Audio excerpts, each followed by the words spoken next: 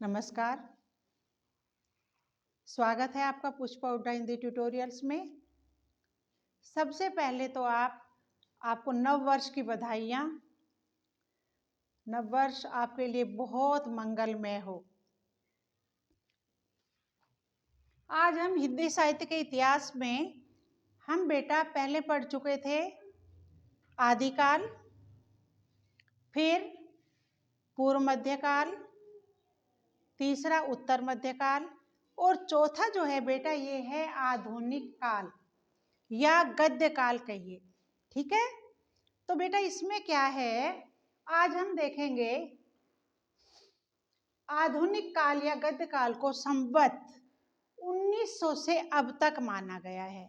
लेकिन बेटा ये अलग अलग कवियों ने, अलग अलग विद्वानों ने इनका जो विभाजन किया है ना, ये अपने अलग अलग है।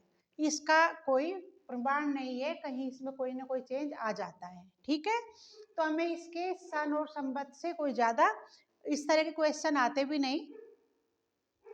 तो अब हम क्या पढ़ेंगे कि आचार्य रामचंद्र शुक्ल जी के नाम पर इस युग को शुक्ल युग भी कहते हैं। रामचंद्र शुक्ल जी के नाम पर इसको शुक्ल युग भी कहते हैं।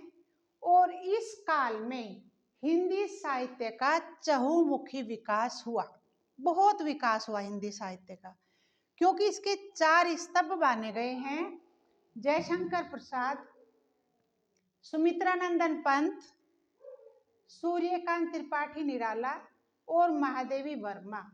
ये इनके 4 स्तंभ माने गए हैं। महाकवि, महान कवि हुए, लेखक हुए, कवि हुए, इन्होंने लेख भी लिखे और काव्य भी लिखे हैं। ठीक है बेटा, अब जो ये है प्रमुख जो 4 भाग है, एक है भारतेंदु युग। अब देखो ईस्वी और सन कोई सा भी देख सकते हैं, 1850 से 1900 तक। द्विवेदी युग 1900 से 1920 ईस्वी तक। छायावादी युग 1920 से 1936 ईस्वी तक। और प्रगतिवादी युग 1936 से 1943 तक। और प्रयोगवादी नहीं कविता जो 1943 से अब तक कह सकते हैं, चल ही रहा है। तो बेटा अब इसमें क्या है, ये हमारे 4 है और 5वां जो है भारतेंदु युग है। ये मैं अपने आप आगे आपको प्रयोगवादी और नई कविता को आगे समझते रहेंगे। ठीक है, तो अभी तो हमें लेना है भारतेंदु युग। भारतेंदु युग में इस युग को पुनर्जागरण काल के नाम से भी जाना जाता है। पुनर्जागरण दोबारा विकास होना, उद्विकास होना, पुनः जागृत करना। एक तो इस युग को पुनर्जागरण काल के नाम से भी जाना जाता है। और बेटा यह गद्य का सर्वप्रथम युग है। जो भारतेंदु युग है ये गद्य का सर्वप्रथम युग है। और 1983 में नागरी प्रचारिणी सभा की स्थापना भी की गई। इसी समय में नागरी प्रचारिणी सभा की स्थापना भी की गई भारतेंदु युग में।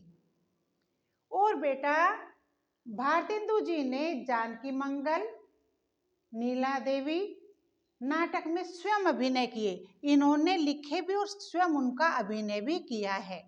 ठीक है, अब भारतेंदु ने जो इनके प्रमुख कवि हैं और इनकी रचनाएं देखो।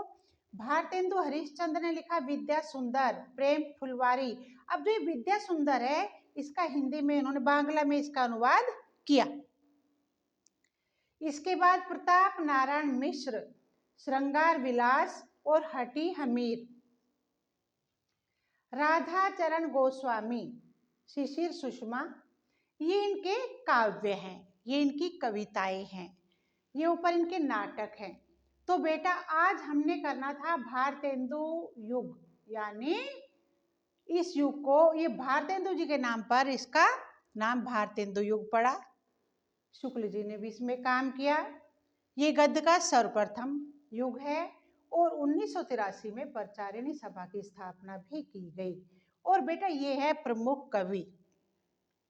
मेरे विचार से आपको ये जो आज की क्लास है समझ आई होगी। अगली क्लास कल फिर लेते हैं। तब तक के लिए आप मेरे चैनल को सब्सक्राइब कीजिए, वीडियो शेयर कीजिए। आपका बहुत बहुत धन्यवाद।